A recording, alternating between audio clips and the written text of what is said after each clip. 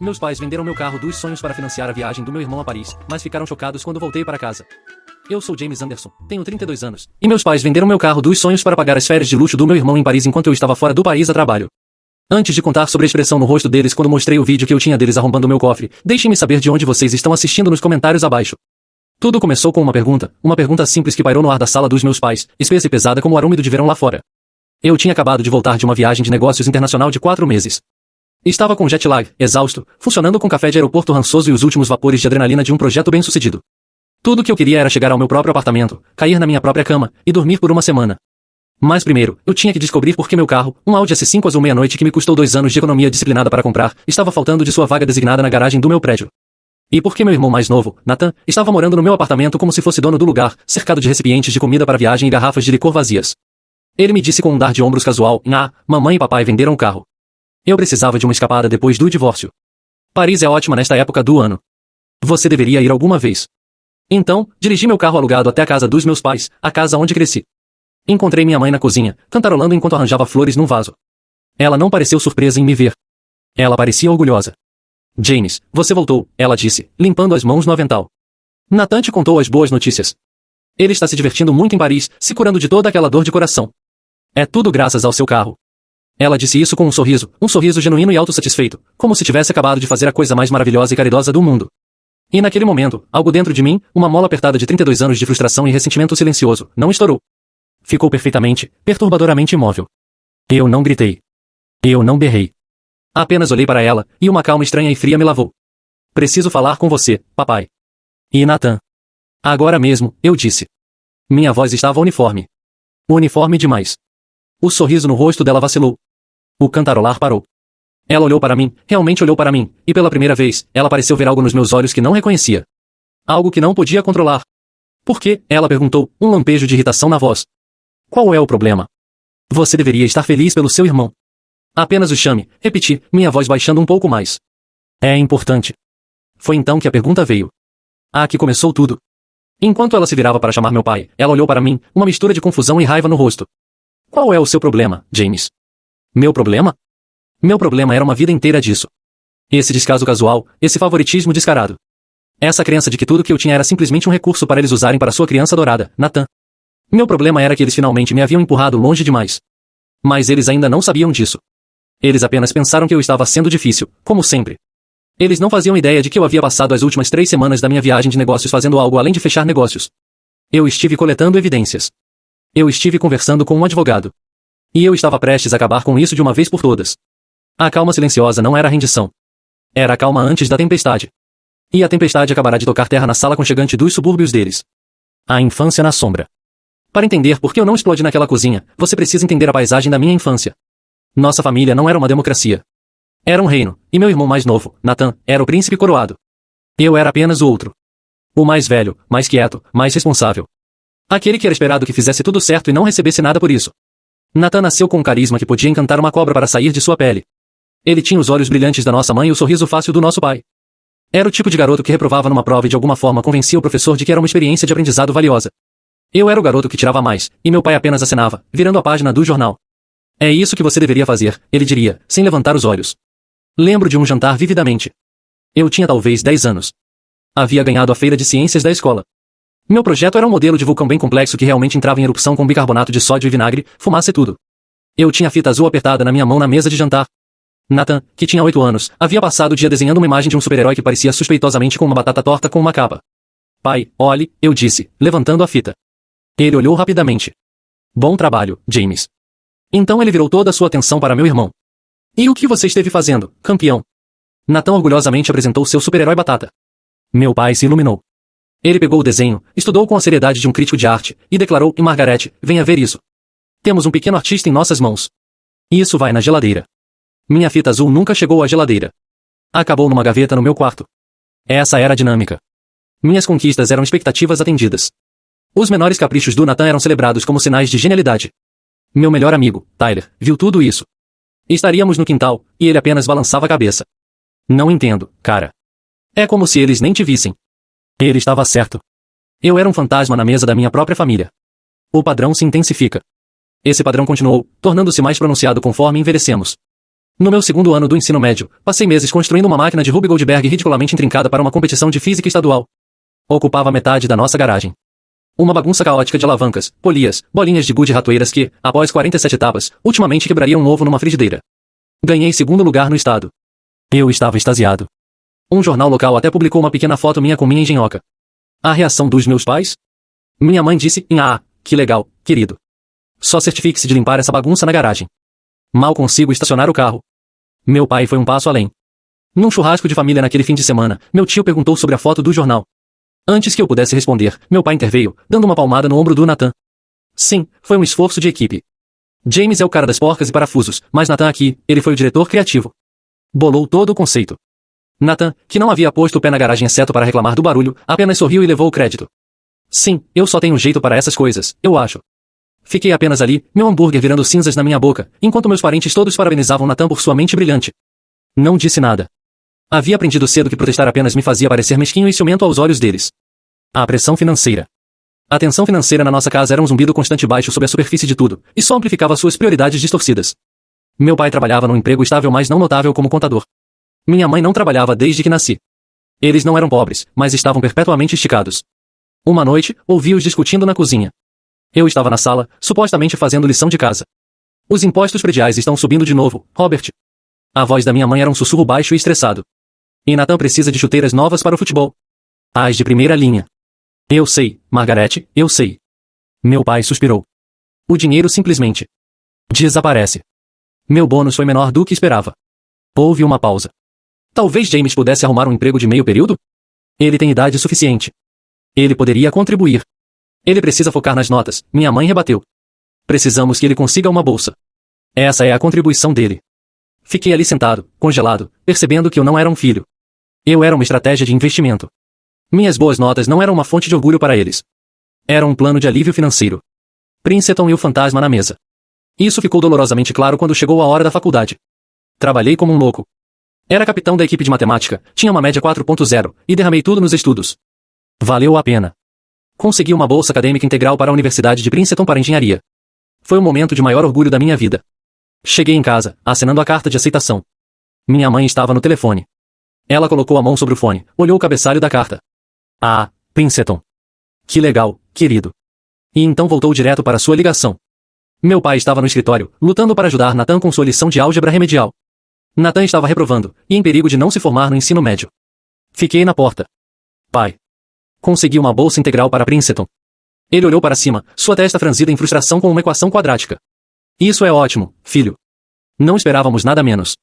Agora você pode fechar a porta? Seu irmão e eu estamos tentando nos concentrar aqui. Foi isso. Sem celebração. Sem parabéns. Apenas uma dispensa. Mais tarde naquela noite, ouvi meu pai murmurando para minha mãe na cozinha. Toda essa inteligência de livros.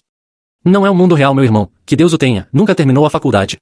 Mas ele podia vender gelo para um esquimó. Isso é talento real.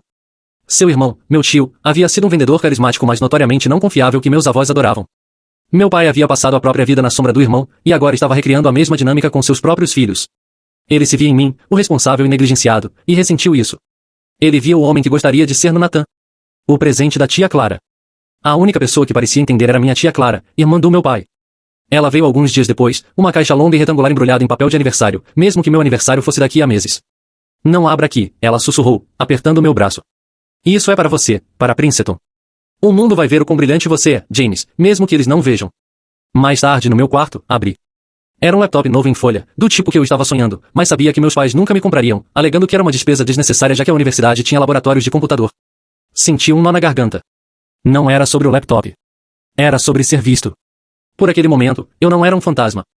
A faculdade em minha fuga. A faculdade foi minha fuga. Prosperei. Conheci meu colega de quarto, Derek Cheung, um brilhante estudante de ciência da computação da Califórnia que se tornou um dos meus amigos mais próximos. Nos conectamos através de sessões de estudo até tarde e uma ambição compartilhada de construir algo nosso um dia. A vida era boa. Até comecei a namorar. O nome dela era Sofia. Ela era inteligente, bonita, e parecia ser tudo o que eu queria. Ela era fascinada pelo meu curso, sempre perguntando sobre meus projetos, minhas perspectivas de carreira, o potencial de ganhos para engenheiros de primeira linha. A ilusão se despedaçou uma noite, cerca de um ano no nosso relacionamento. Estávamos numa festa, e ouvi ela conversando com suas amigas. Ele não é o cara mais emocionante, ela estava dizendo, seguido de suas risadinhas, mas ele vai ser um engenheiro de Princeton. Ele é um ótimo investimento. Meus pais o adoram. Um investimento. A mesma palavra que meus pais usavam. Senti como se tivesse levado um soco no estômago. Confrontei ela mais tarde naquela noite, e ela nem teve a decência de negar. O que há de errado nisso, James? Estou apenas sendo prática. Temos que pensar no futuro. Terminei ali mesmo. A experiência me deixou cauteloso, reforçando a lição dolorosa de que meu valor, para muitas pessoas, estava ligado ao que eu podia produzir ou ganhar. Horizon Technologies e Vitória. Depois da formatura, consegui um emprego cobiçado na Horizon Technologies, uma empresa de engenharia de primeira linha. Minha chefe, Vitória Rives, era tudo o que meus pais não eram. Ela era afiada, exigente, mas justa. Ela reconhecia talento e recompensava trabalho duro. Na minha primeira avaliação de desempenho, ela me olhou diretamente nos olhos e disse: "Você tem uma combinação rara de habilidade técnica e visão estratégica, James. Você tem o que é preciso para liderar aqui." Suas palavras foram como água numa paisagem desértica. Enquanto isso, Nathan havia abandonado a faculdade comunitária após um único semestre. Em vez de decepção, meus pais elogiaram seu espírito empreendedor. Ele havia decidido que ia ser um influenciador de mídia social. Meus pais, que relutantemente me deram $100 como presente de formatura, drenaram uma porção de suas economias para comprar uma câmera e equipamento de iluminação de primeira linha para ele. "Você tem que investir no talento", minha mãe havia declarado. A independência e o apartamento. Anos se passaram. Trabalhei meu caminho subindo a escada na Horizon. Era meticuloso com minhas finanças, vivendo frugalmente, investindo sabiamente. Meu objetivo era independência. Independência verdadeira e inabalável. O primeiro marco importante foi meu próprio apartamento. A Horizon tinha um programa habitacional para funcionários que oferecia um desconto significativo e eu me qualifiquei. Não era enorme, mas era meu. Um quarto silencioso com vista para o horizonte da cidade. Fiz uma pequena festa de inauguração. Convidei meus amigos, Tyler e Derek, e alguns colegas. Também convidei minha família. Parecia a coisa certa a fazer. Eles chegaram uma hora atrasados. Nathan entrou como se estivesse inspecionando a propriedade, um olhar crítico no rosto. Meus pais imediatamente começaram a redirecionar toda a conversa. Quando um colega elogiou minha vista, minha mãe interveio em: "Ah, é legal. Mas vocês deveriam ver as fotos que Nathan está tirando. Ele tem tal olho para a beleza." Quando Tyler mencionou minha promoção recente, meu pai deu uma palmada no ombro do Nathan. "Falando em grandes movimentos, este aqui acabou de conseguir um trabalho de modelo. Não pago, claro, mas é para exposição." O trabalho de modelo era para a marca de camisetas iniciante de um amigo que tinha cerca de 12 seguidores no Instagram. Minha chefe, Vitória, havia vindo para mostrar apoio. Vi ela observando todo o espetáculo de um canto, uma expressão pensativa e quase triste no rosto.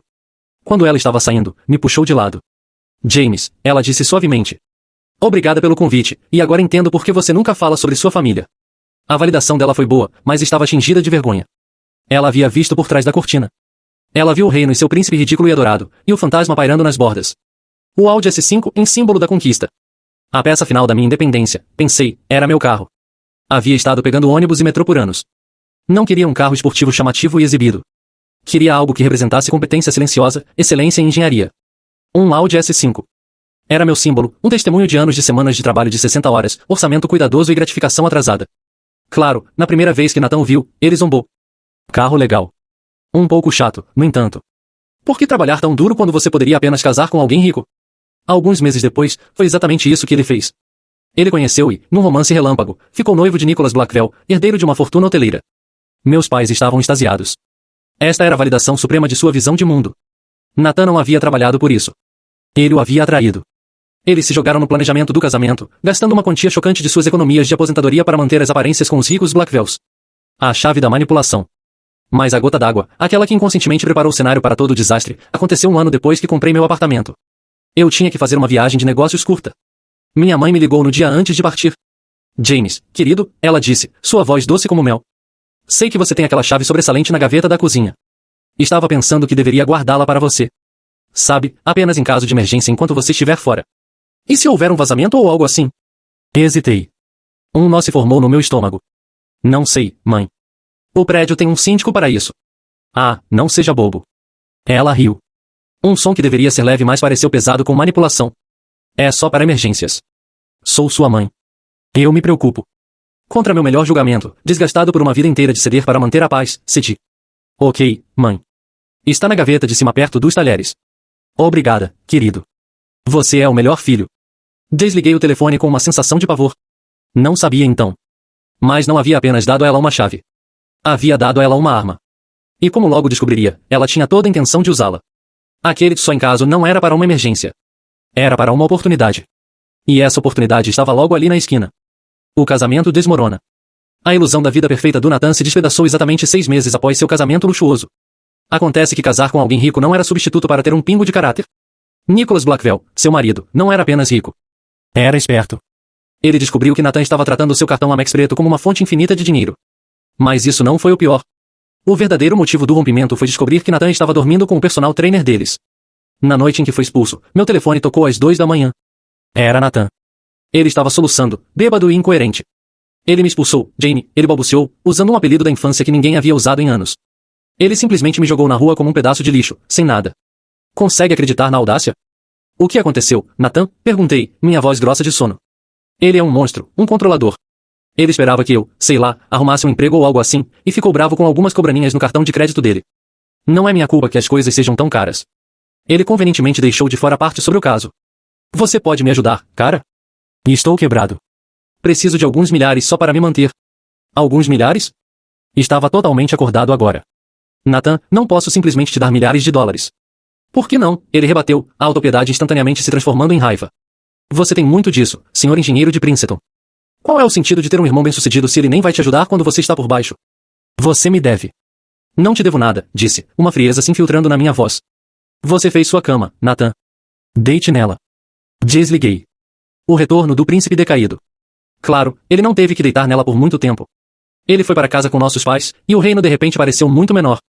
O príncipe estava de volta, mas sua coroa havia sumido. Ele estava quebrado, humilhado, e cheio de uma raiva vulcânica que direcionava para todos exceto ele mesmo. O universo, ele alegava, era injusto. Nicholas era cruel. O mundo estava contra ele. Meus pais, em vez de encorajá-lo a arrumar um emprego e se sustentar, o mimaram. Eles trataram seu desastre auto-infligido como uma doença trágica. A casa deles, uma vez um santuário para seu potencial, se tornou um hospital para seu ego ferido. Eles drenaram suas economias para apaziguá-lo, comprando gadgets caros para animá-lo, pagando assinaturas de serviços de streaming dos quais ele não podia viver sem. Ele não era apenas um dreno financeiro. Era um buraco negro emocional, sugando toda a luz e ar da casa deles. O aviso da tia Clara. Vi a tensão financeira em primeira mão algumas semanas antes de estar programado para partir para Singapura. Havia parado para deixar um presente de aniversário para meu pai. Quando entrei na cozinha, vi uma pilha de correspondência no balcão. No topo estava um envelope vermelho brilhante, as palavras aviso final claramente visíveis. Minha mãe me viu olhando e rapidamente varreu a pilha para uma gaveta, mas não antes de eu ver o cabeçalho da Companhia de Serviços Públicos. Seus sorrisos estavam tensos naquele dia. Os armários, normalmente bem abastecidos, pareciam um pouco vazios. Para o jantar, minha mãe serviu uma caçarola simples feita com sopa enlatada e peru moído. Era o tipo de refeição que faziam quando eu era criança e o dinheiro estava apertado. O desespero era uma coisa palpável no ar, espesso e enjoativo. Fazia a minha pele arrepiar. Foi nesta panela de pressão de desespero e ressentimento que anunciei minha grande mudança de carreira. Ganhei uma competição interna na Horizon. O prêmio era uma missão internacional de 4 meses, totalmente financiada. Eu deveria liderar uma pequena equipe para estabelecer uma nova parceria estratégica em Singapura. Era uma oportunidade massiva, um enorme voto de confiança da vitória e do conselho, e um trampolim para uma posição executiva sênior. Quando contei a notícia para minha família, a reação foi previsível. Por meses, minha mãe disse, seu rosto uma máscara de preocupação. É tanto tempo. Quem vai cuidar das coisas aqui? As coisas aqui estão bem, mãe. Sou adulto, disse. Ele quer dizer nós, Nathan murmurou do sofá, não levantando os olhos do telefone. Ele está nos abandonando na nossa hora de necessidade. E ignorei ele. Estava acostumado com suas viagens de culpa. Mas então meu pai se juntou. Seu irmão tem razão, James. Ele está passando por muito. Sua mãe e eu. Não estamos ficando mais jovens. Este é um momento muito estressante. Eles não estavam me pedindo para ficar. Estavam me dizendo que meu sucesso era um inconveniente para eles. Minha oportunidade era um fardo na crise deles. Foi a tia Clara que me deu o aviso. Ela me ligou uma semana antes de eu estar programado para partir. Sua voz estava baixa e urgente. James, preciso que você me escute, ela disse. Jantei com seus pais ontem à noite. Foi insuportável. Só falaram sobre dinheiro, ou a falta dele. E ficaram falando sobre você. Sobre seu sucesso, seu apartamento legal, seu carro chique. E daí? O que há de novo? Disse, tentando soar despreocupado. Não, isso foi diferente, ela insistiu. Havia um desespero nas vozes deles. Sua mãe ficava dizendo coisas como James tem tanto, ele nem sentiria falta. E é dever de um filho ajudar sua família. E Nathan, ele tem enchido a cabeça deles de veneno, dizendo que você deve a ele, que seu sucesso de alguma forma veio às custas dele. Tenha cuidado, James, muito cuidado. Não confie neles com nada. Suas palavras mandaram um arrepio pela minha espinha. Sabia que ela estava certa. A partida e as precauções. Decidi tomar precauções. Não ia deixar eles descarrilarem isso. No dia antes do meu voo, dirigi até a casa dos meus pais. Precisava estabelecer um limite claro. Encontrei-os na sala com Nathan, que estava reclamando da qualidade da TV a cabo. Estou aqui para me despedir, disse, mantendo meu tom firme. E para deixar uma coisa cristalina, enquanto eu estiver fora, não quero ninguém ficando no meu apartamento, de jeito nenhum. O prédio tem administração e segurança. Não há razão para qualquer um de vocês ir lá. Minha mãe fez uma expressão magoada. James, nós nunca. Estou falando sério, cortei ela. É sério mesmo. Olhei diretamente para Nathan. Isso inclui você. Tire qualquer ideia da sua cabeça agora mesmo. Ele apenas zombou de mim. Não se ache. Eu não ia querer ficar no seu apartamento chato mesmo. Sabia que ele estava mentindo. Podia ver a ganância tremulando nos olhos dele. Para garantir que minhas instruções fossem seguidas, dei minha chave sobressalente, a real, não a cópia que minha mãe havia roubado, para minha vizinha, Sra. Chun. Ela era uma mulher doce e aposentada que morava ao meu lado desde que me mudei. Confiava nela implicitamente. Sra. Chun, disse, entregando a chave. Estarei fora por alguns meses. Você se importaria de regar minhas plantas uma vez por semana? E se você vir qualquer um da minha família tentando entrar no meu apartamento, poderia me ligar? Não importa que horas sejam. Ela me olhou com olhos gentis e conhecedores. Claro, James, não se preocupe com nada. Sua casa estará segura. Singapura e os primeiros sinais. Enquanto embarcava no avião para Singapura, senti uma mistura de exaltação pelo futuro e uma inquietação persistente sobre o passado que estava deixando para trás. Havia feito tudo o que podia. Havia estabelecido um limite. Tinha uma pessoa de confiança vigiando minha casa. Pensei que havia me protegido. E estava errado. Não havia levado em conta a pura profundidade do sentimento de direito deles, o poder corrosivo de seu desespero. Havia construído uma fortaleza de independência, mas havia esquecido que os inimigos mais perigosos eram aqueles que já sabiam como entrar pelas muralhas. Eles não precisavam de uma chave. Eles acreditavam, em seus ossos, que já possuíam tudo o que eu tinha. E estavam prestes a provar isso. O primeiro mês em Singapura foi um turbilhão. Me joguei no trabalho, liderando minha equipe, negociando contratos, e me imergindo numa nova cultura. O projeto era desafiador, mas estimulante. Pela primeira vez em muito tempo, senti-me completamente definido pelos meus próprios méritos, meio mundo longe da sombra sufocante da minha família. A inquietação persistente que havia sentido no avião começou a desaparecer, substituída pelo burburinho da conquista profissional. O primeiro sinal de problema veio como uma mensagem de texto. Era da Sra. Chun. Oi, James. Espero que esteja bem. Sua mãe e irmão apareceram hoje. Disseram que você pediu para eles pegarem algumas correspondências para você. Disse que você não mencionou isso para mim, mas eles foram muito insistentes. Eles tinham uma chave. Um nó frio se formou no meu estômago. Imediatamente lembrei da chave que minha mãe me convenceu a deixar ela copiar um ano atrás. A chave de emergência. Fui um idiota por esquecê-la. Liguei para minha mãe. Ela atendeu no segundo toque, sua voz doentamente alegre. James, como está Singapura? Sentimos sua falta. Mãe, Sra. Chun disse que vocês estavam no meu apartamento, disse, tentando manter minha voz estável. Ah, sim, só pegando sua correspondência, querido. Não queria que se acumulasse. Fomos só entrar e sair. Soava plausível o suficiente, uma mentirinha branca para cobrir sua curiosidade. Queria acreditar. Deixei passar. A invasão se intensifica. Mais uma semana depois, outra mensagem da Sra. Chun. James, seu irmão tem estado muito no seu apartamento. Ele tem um novo amigo com ele. Eles são muito barulhentos nas noites. Desta vez liguei diretamente para Nathan. Ele atendeu com um grunhido. O que você quer? O que você está fazendo no meu apartamento, Nathan? Relaxa, ele zombou. Mamãe disse que eu poderia ficar aqui por um tempo. É melhor que estar em casa com eles me enchendo o saco o tempo todo. Não é grande coisa. É uma grande coisa, minha voz estava subindo agora. Disse especificamente para você ficar fora. Saia do meu apartamento, Nathan. Agora. Tanto faz, ele disse, e desligou na minha cara. O pânico começou a se instalar. O aviso da tia Clara ecoou nos meus ouvidos. Eles estão desesperados. Tenha cuidado. Eles não estavam apenas cruzando uma linha. Estavam apagando ela. A câmera de segurança. Senti-me impotente, milhares de milhas de distância. O que eu podia fazer? Não podia simplesmente voar de volta. Minha carreira, minha equipe, tudo estava em jogo aqui. Naquela noite, o sono foi impossível. Andei pelo chão do meu apartamento corporativo, o horizonte cintilante de Singapura lá fora da minha janela, um testemunho zombeteiro do sucesso que agora parecia tão vazio. O velho James, aquele que evitava conflito a todo custo, estava gritando na minha cabeça para deixar passar. Só por alguns meses. Você pode limpar a bagunça quando voltar. Não vale a pena a briga. Mas outra voz, mais silenciosa e fria, rebateu. E depois? Deixar eles fazerem de novo? Deixar eles pegarem e pegarem até não sobrar nada? Uma ideia surgiu na escuridão. Era um tiro no escuro, mas era melhor que não fazer nada. Naquela noite, fui online. Passei horas pesquisando, lendo avaliações, e finalmente, comprei a melhor câmera de segurança pequena e habilitada para Wi-Fi que pude encontrar, com entrega internacional expressa para Singapura. Então fiz a ligação mais importante da minha vida. Sra. Chun, disse, meu coração batendo forte. Preciso pedir um favor enorme. Algo está vindo pelo correio para mim no seu endereço. É uma câmera pequena. Da próxima vez que você for regar minhas plantas, poderia colocá-la na estante na sala voltada para a área principal? Parece um pequeno cubo preto. Ninguém vai notar. Houve uma pausa na linha. Prendi a respiração, esperando que ela recusasse. Era uma coisa maluca de pedir. James, ela disse finalmente, sua voz cheia de um calor avó que quase me fez chorar. Eu sabia que algo estava errado. Me diga onde colocar. Vou garantir que fique bem escondida. A descoberta devastadora. Uma semana depois, a câmera estava no lugar. Conectei ao app no meu telefone. Com mãos trêmulas, toquei o ícone para abrir o feed ao vivo.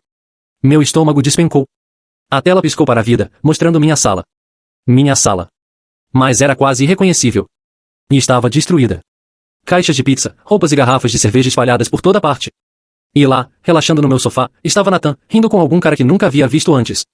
Assisti por horas naquele dia, um fantasma silencioso e invisível na minha própria casa. Assisti eles tratarem meu espaço como uma república. Assisti Nathan usar meu cartão de crédito, que agora percebi que deve ter roubado da minha mesa, para pedir centenas de dólares em comida. Mas o pior ainda estava por vir. Naquela noite, meus pais chegaram. Trouxeram mantimentos. Eles não repreenderam Nathan pela bagunça. Minha mãe começou a limpar ao redor dele, enquanto meu pai deu tapinhas nas costas dele e perguntou se estava se divertindo. Eles estavam facilitando para ele. Eram seus cúmplices dispostos. Então vi. O momento que mudou tudo. O carro é o verdadeiro problema, meu pai disse, sua voz metálica através do alto-falante do telefone. Não podemos conseguir um bom preço por ele sem o título. Onde ele guarda isso? Nathan perguntou. Ele tem aquele cofrezinho no armário, minha mãe se juntou. Ele é tão paranoico. Meu sangue congelou. Assisti, horrorizado, enquanto meu próprio pai e irmão entraram no meu quarto, fora da vista da câmera. Ouvi sons. Batendo. Raspando. Então um craque alto e final. Eles emergiram alguns minutos depois. Meu pai estava segurando uma pequena pilha de papéis. Meus papéis. Meu título do carro. Minha certidão de nascimento. Meu cartão do seguro social. Ele estava segurando minha vida inteira nas mãos. Pronto, ele disse, um sorriso sombrio no rosto. Agora podemos fazer isso. A decisão de lutar. Desliguei o feed. Não conseguia respirar. O telefone escorregou dos meus dedos dormentes e bateu no chão. Isso não era apenas uma traição. Era uma violação. Uma completa e total profanação de tudo pelo que havia trabalhado, da própria ideia de família, de confiança. Por uma hora inteira apenas sentei ali, vazio. Uma parte de mim queria simplesmente deixar passar. Vender o apartamento, cortar as perdas e nunca olhar para trás. Qual era o sentido de lutar? Eles sempre ganhariam. Então pensei nas palavras da Vitória. Nunca deixe eles decidirem seu valor. Pensei na tia Clara. Pensei na gentileza da senhora Shen. Peguei meu telefone. Minhas mãos estavam tremendo. Mas minha mente estava de repente, friamente clara. Não liguei para meus pais. Não liguei para Nathan. Liguei para Tyler. Tyler, disse, minha voz. Preciso de um advogado. Um tubarão. O melhor advogado de litígio que você pode encontrar na cidade. James? O que houve? Você parece terrível. Contei tudo a ele. A chave roubada. O apartamento destruído. A câmera. O cofre. O título do carro. Senti a pressão atrás dos meus olhos aumentar enquanto recontava a violação. A pura audácia de tudo. Houve um longo silêncio do outro lado, e por um segundo tive medo de que ele me dissesse que estava exagerando. Esses filhos da... Ele cortou a palavra, sua voz um rosnado baixo.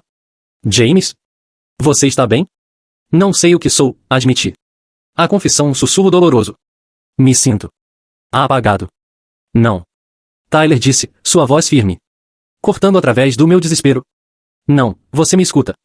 Você não está apagado. Está sendo testado. E vai lutar de volta. Você não está fazendo isso para se vingar, James. Está fazendo isso para que eles nunca, jamais possam te machucar de novo. Está fazendo isso por você.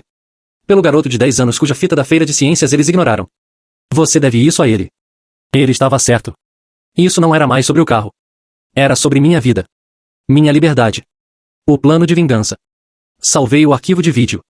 Fiz backup em 3 serviços de nuvem diferentes. Era minha evidência. Meu poder. Minha verdade. Terminei meu trabalho em Singapura com um foco frio e duro que não sabia que possuía. Não era mais uma vítima. Era um homem com um plano. Um plano para voltar para casa e acabar com o reino de terror da minha família de uma vez por todas. Eles pensaram que eu era um fantasma que podiam atravessar. Estavam prestes a descobrir que fantasmas podem assombrar você. O voo de volta foi às 18 horas mais longas da minha vida. Cada minuto parecia uma hora. Não assisti filmes. Não dormi. Apenas sentei ali, o zumbido dos motores um pano de fundo para a tempestade rugindo dentro de mim. Tinha o arquivo de vídeo no meu telefone. Uma bomba digital esperando para ser detonada. Meu advogado, Daniel Weinstein, um homem que Tyler havia descrito como um pitbull num terno de $1000, estava de prontidão. Todas as peças estavam no lugar. O retorno e a descoberta. Aterrissei, passei pela alfândega num transe, e a primeira coisa que fiz foi ir ao meu apartamento. Precisava ver com meus próprios olhos. A realidade era pior que o vídeo. O cheiro me atingiu primeiro. Uma mistura azeda de cerveja rançosa, comida velha e roupa suja não lavada. O lugar era uma zona de desastre. Meus móveis estavam manchados, meus pisos pegajosos, e havia uma rachadura na tela da minha TV de 65 polegadas. Nathan estava lá, dormindo no sofá, roncando alto em meio aos destroços. Não o acordei. Apenas tirei algumas fotos com meu telefone, minhas mãos firmes, documentando a cena. Então fui para a garagem. Minha vaga estava vazia, um vazio de concreto gritante onde meu áudio costumava estar, o símbolo do meu trabalho duro apagado.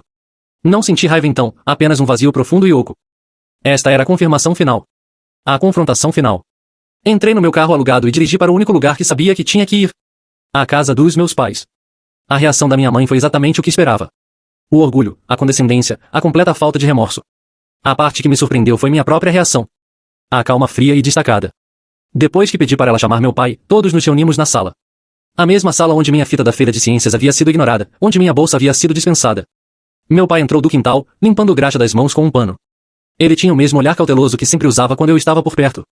Nathan, que minha mãe deve ter ligado e acordado, entrou arrastando os pés alguns minutos depois, parecendo mal-humorado e irritado por ter sido convocado. Ok, James, estamos todos aqui, minha mãe disse impacientemente, cruzando os braços.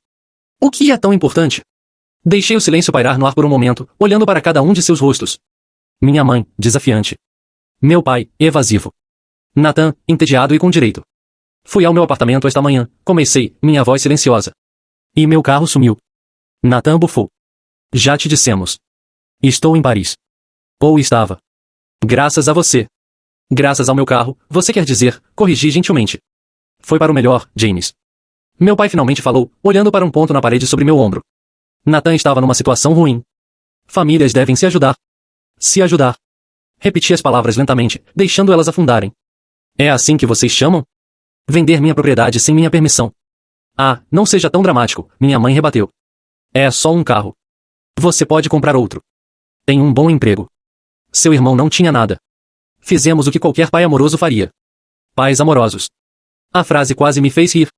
Olhei para ela, para a convicção absoluta no rosto dela, e soube que não havia como raciocinar com eles.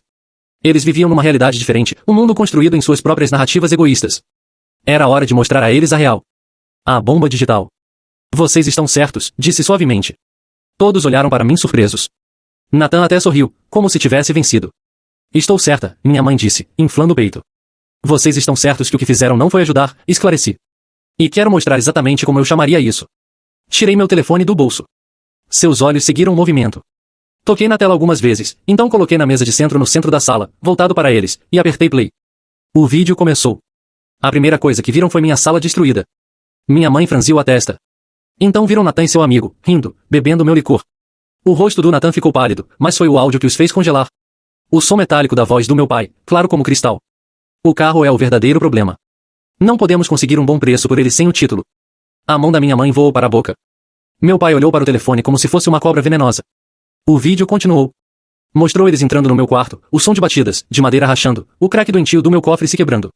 E então, a imagem do meu pai e irmão emergindo, triunfantes, segurando meus documentos roubados. O sorriso sombrio do meu pai encheu a tela. Pronto. Agora podemos fazer isso. Parei o vídeo. O silêncio na sala foi absoluto.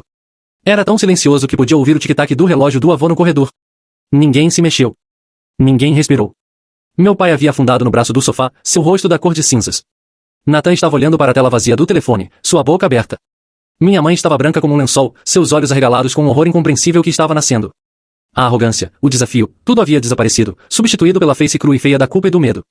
A revelação das consequências. Deixei eles fermentarem naquele silêncio por um minuto completo. Queria que sentissem o peso do que haviam feito, para verem seu crime reproduzido para eles em alta definição.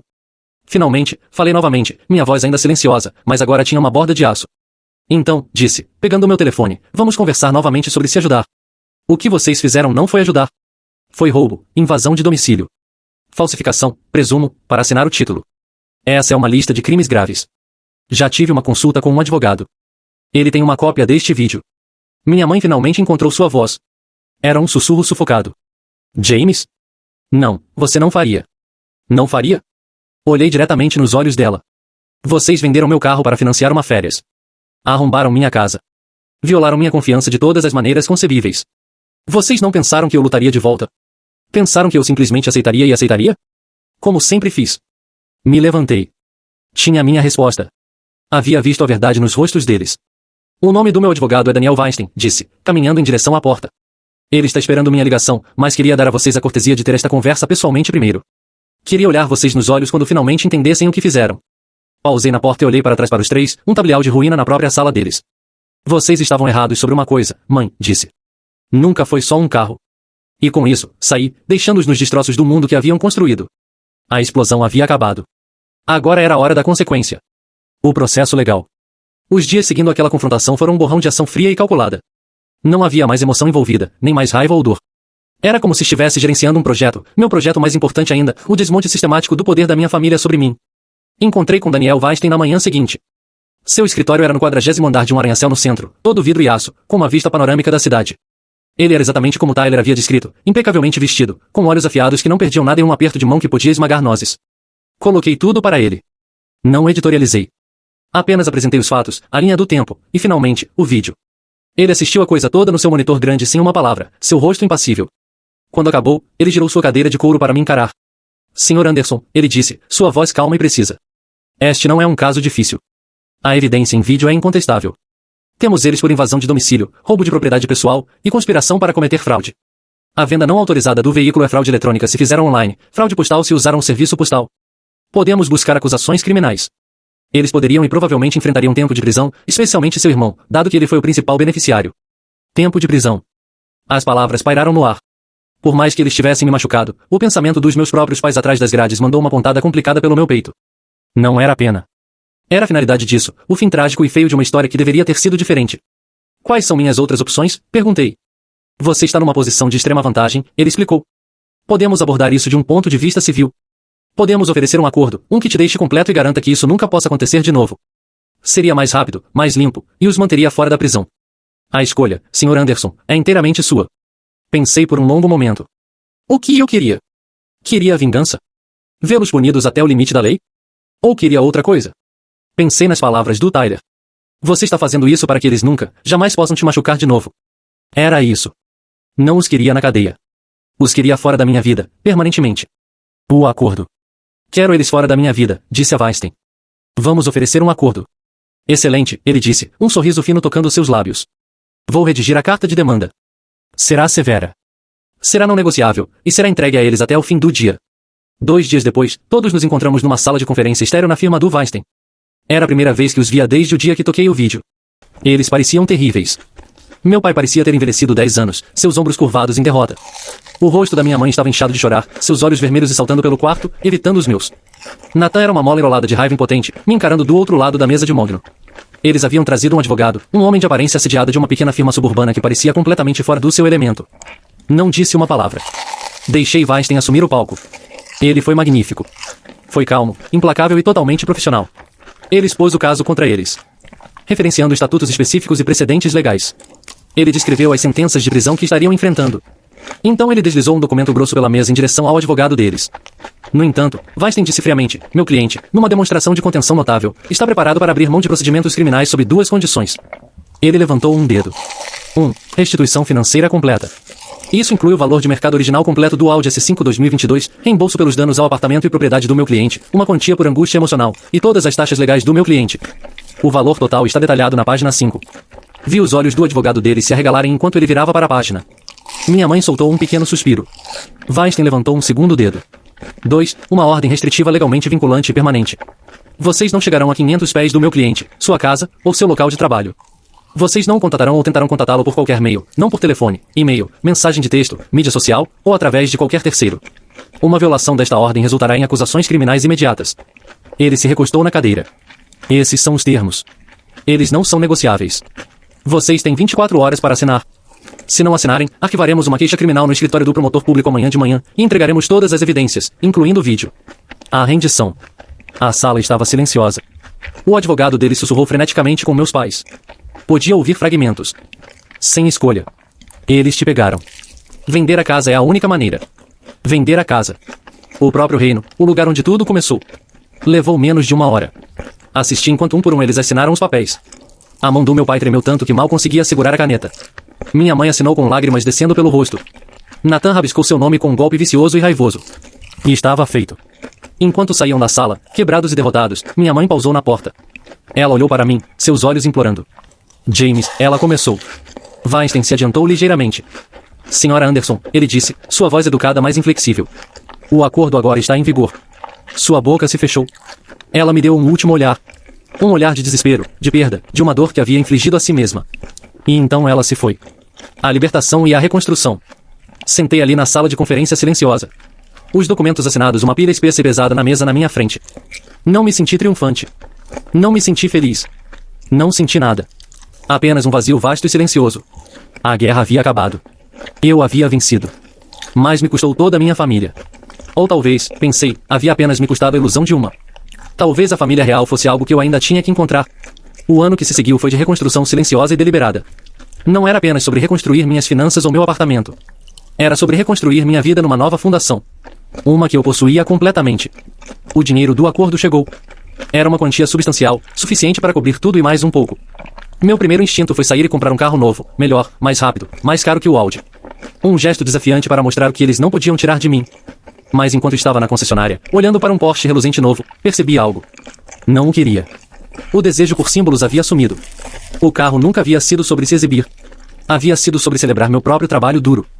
Provar esse ponto com um brinquedo maior e melhor parecia vazio. Parecia algo que eles fariam. Então saí da concessionária. A nova vida. Em vez de comprar um carro, liguei para Derek Zan, meu antigo colega de quarto da faculdade. Ele havia recentemente deixado seu emprego para lançar sua própria startup de tecnologia. Uma empresa pequena mais ambiciosa focada em soluções de energia renovável. Ele havia me oferecido uma parceria meses atrás, mas eu estava muito envolvido na minha carreira estável na Horizon. Derek, disse quando ele atendeu. Aquela oferta para entrar como cofundador ainda está na mesa? Podia ouvir o sorriso na voz dele. A porta está sempre aberta para você, cara. Sempre. Pedi demissão da Horizon na semana seguinte. Vitória Rives foi incrivelmente solidária. Eu sabia que você estava destinado a mais do que apenas subir a escada de outra pessoa, ela me disse, escrevendo uma carta de recomendação brilhante e fazendo apresentações para investidores-chave. Vá construir a sua. Investi uma porção significativa do dinheiro do acordo na startup. Era um risco, mas parecia certo. Era um investimento no meu futuro, num sonho que compartilhava com um amigo em quem confiava. Era um ato de criação, não substituição. A nova família. A vida se estabeleceu num novo ritmo. O trabalho era exigente, as horas eram longas, mas era nosso. Derek e eu éramos uma equipe perfeita. Seu gênio técnico complementava meu planejamento estratégico. Passávamos incontáveis noites no nosso pequeno escritório, alimentados por café barato e a pura emoção de construir algo real. Lembro de uma noite, por volta das 3 horas, finalmente resolvemos um problema de codificação complexo que estava nos atormentando por semanas. Não apenas apertamos as mãos. Gritamos. Batemos mais 5. Éramos 2 caras exaustos mas extasiados que haviam superado um desafio real juntos. Aquele único momento de vitória compartilhada pareceu mais recompensador que qualquer promoção que já havia recebido na Horizon. Soube sobre minha antiga família através de boatos. Tia Clara ocasionalmente me dava atualizações, sempre perguntando primeiro se eu queria ouvi-las.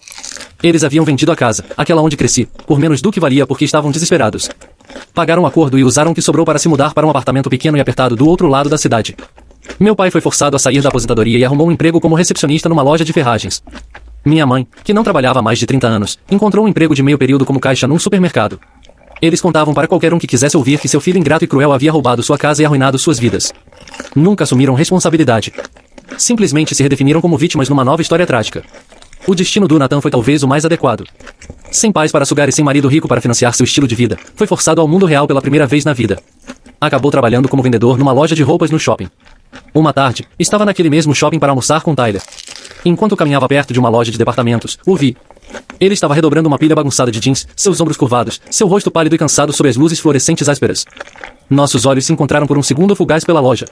Vi um lampejo de reconhecimento, depois vergonha, depois seu ressentimento amargo característico. Ele rapidamente desviou o olhar, virando as costas para mim. Não me senti triunfante ou presunçoso. Apenas senti uma sensação de finalidade. O príncipe dourado agora era apenas mais um cara dobrando suéteres por salário mínimo. A magia havia sumido. A verdadeira família. Minha nova vida estava cheia de pessoas que me valorizavam pelo que eu era. Minha amizade com Tyler cresceu mais forte. Ele e sua esposa se tornaram minha opção para churrascos de fim de semana e noites de jogos. Derek e eu não éramos apenas parceiros de negócios. Éramos irmãos de armas. E então havia a tia Clara. Ela se tornou a âncora da minha nova família. Passei a ação de graças de Natal na casa dela, cercado por ela, seu marido e meus primos. A casa dela era barulhenta, caótica, e cheia de um calor genuíno que a casa dos meus pais sempre havia faltado. Uma noite, depois de um grande jantar de Natal, tia Clara e eu estávamos limpando na cozinha. Você parece feliz, James, ela disse, me entregando um prato para secar. Estou, disse, e fiquei surpreso com o quão verdadeiro era. Realmente estou. Ela sorriu, um sorriso triste mais conhecedor. Sabe, seu pai era muito parecido com você uma vez. Quieto, inteligente, sempre tentando agradar meus pais. Mas eles só tinham olhos para o irmão dele, meu outro irmão, o vendedor. Eles achavam que Robert era chato, que faltava ambição. Parei de secar o prato. Nunca havia ouvido isso antes. Ele passou a vida inteira se sentindo em segundo lugar, ela continuou, sua voz suave. Acho que, quando viu você, Nathan, ele não queria repetir o passado. Ele queria apostar no filho que pensou que fosse o vencedor. O carismático. Ele apenas apostou no cavalo errado. E no processo, se tornou exatamente aquilo que sempre ressentiu. Um pai que não conseguia ver o valor da criança bem na frente dele. Não desculpava o que ele fez. Nem de longe. Mas explicava. O pintava não como um monstro, mas como um homem trágico e quebrado, passando adiante suas próprias feridas para seus filhos. E naquele momento, percebi que o ciclo estava quebrado. A dor dele havia terminado comigo. Não ia carregá-la mais adiante. O novo amanhecer. Havia encontrado meu novo amanhecer. Não era sobre um carro novo ou um apartamento maior. Era sobre isso, esse sentimento de paz, essa cozinha cheia de risos, esse entendimento silencioso de que finalmente havia chegado verdadeiramente em casa. Foi quase 1 ano e meio depois do acordo antes de comprar outro carro. Nossa startup havia acabado de conseguir sua segunda rodada de financiamento, e as coisas estavam estáveis. Não estava mais pegando ônibus, mas vinha usando um serviço de caronas compartilhadas, contente em focar no meu trabalho. Mas num sábado, decidi que era hora. Não fui para a concessionária Audi ou Porsche. Fui para uma concessionária Toyota sensata e confiável. Saí algumas horas depois com as chaves de um Highlander novinho. Não era chamativo. Não era um símbolo de status. Era um carro familiar seguro e confiável. Enquanto dirigia saindo do estacionamento, o cheiro de carro novo enchendo meus pulmões, senti uma sensação de contentamento que o Audi nunca havia me dado. O Audi havia sido uma família, um símbolo do meu sucesso apesar deles. O Highlander era uma declaração para mim mesmo. Era uma ferramenta para a vida que estava construindo. A primeira viagem. Minha primeira viagem no carro novo não foi um passeio solitário pela costa para exibi-lo. Dirigi direto para a casa do Tyler. Ele, sua esposa e seus 2 filhos se amontoaram, e fomos para um parque estadual para um piquenique.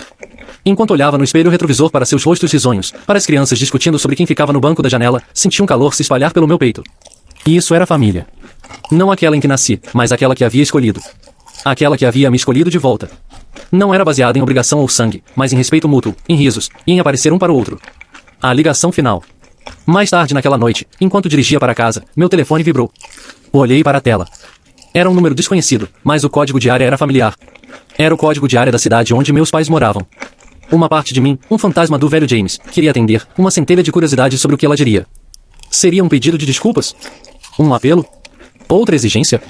Olhei para a estrada à frente, para as luzes da rua passando. Pensei sobre a paz que havia lutado tanto para conquistar. Pensei sobre o som da risada dos meus amigos no meu carro novo. Pensei sobre o futuro que estava construindo com Derek. Pressionei meu polegar na tela, não no botão verde de atender, mas no botão vermelho de recusar. Então bloqueei o número. Não foi um ato de raiva. Não foi um ato de vingança. Foi um ato de paz. Foi encerramento nos meus termos. Não estava mais esperando pela ligação deles. Não estava mais esperando por um pedido de desculpas que eram incapazes de dar. Estava cansado de olhar no espelho retrovisor. A estrada à frente estava aberta, e pela primeira vez na minha vida, eu era o único atrás do volante, e estava finalmente completamente livre. Reflexão final. Obrigado por ouvir minha história.